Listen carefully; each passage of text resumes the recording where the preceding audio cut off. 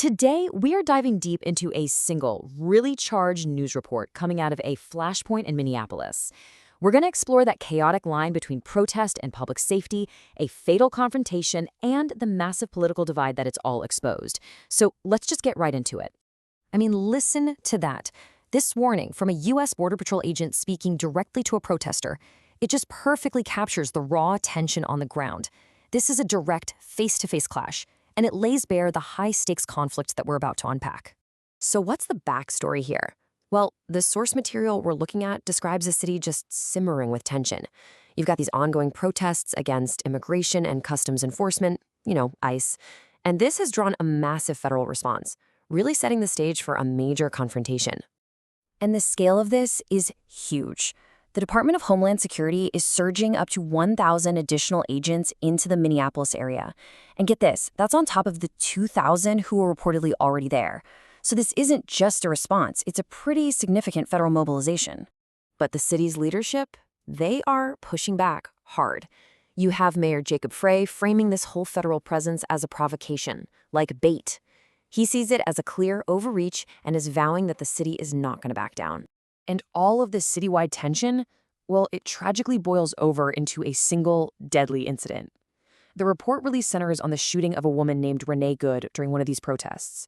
And as you can imagine, it's an event with its own set of deeply conflicting stories. So how did it all start? According to a cell phone video from an ICE officer that's cited in the report, the moments right before the shooting involved verbal taunts aimed at the agents. And this, of course, just adds another really contentious layer to the whole story. And that's the specific remark right there from Renee Good's wife. It was captured on that video just before everything escalated. I mean, it gives you a little glimpse into the charged atmosphere, right? But it's also a really crucial piece of the official narrative that's used to frame the protesters' intent just moments before that fatal confrontation. So, how does the federal government officially explain what happened? Well, according to GHS, it went down like this. First, the vehicle was used to taunt officers. Then it was allegedly weaponized to strike an agent, and that ultimately is what led that agent to fire in what they describe as an act of self-defense. And this is where you really see the gravity of the federal response. The DHS secretary didn't just call it a crime. She officially characterized the incident as domestic terrorism, saying the term completely fits. And wow, that move just elevates the whole thing from a street-level confrontation to a matter of national security. Okay, so let's zoom out a bit.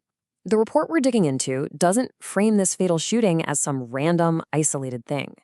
No, it presents it as the culmination of what it calls a broader, coordinated strategy of interference by anti-ICE activists.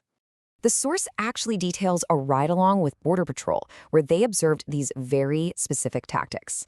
We're talking about activists trailing agents for miles, intentionally blocking their vehicles, even using these ear-piercing whistles and organizing watches to swarm them the second they try to make an arrest. It really paints a picture of highly coordinated opposition. And this brings us right back to that initial confrontation, doesn't it? You're seeing two completely different realities clashing in the exact same space. The woman believes her actions are a justified protest. The agent sees them as dangerous, illegal interference that's going to end with her in handcuffs. So this really gets to the heart of the conflict. You've got these dueling narratives. On one side, you have the government story of fighting serious crime.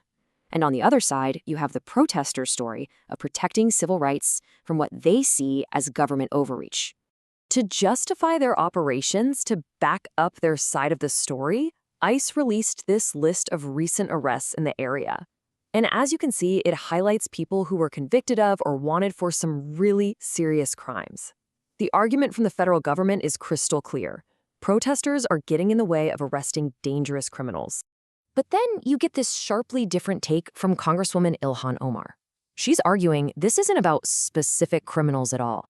She frames ICE's actions as a threat to all citizens, warning that anyone could be disappeared by federal agents who are operating, in her view, with basically no oversight.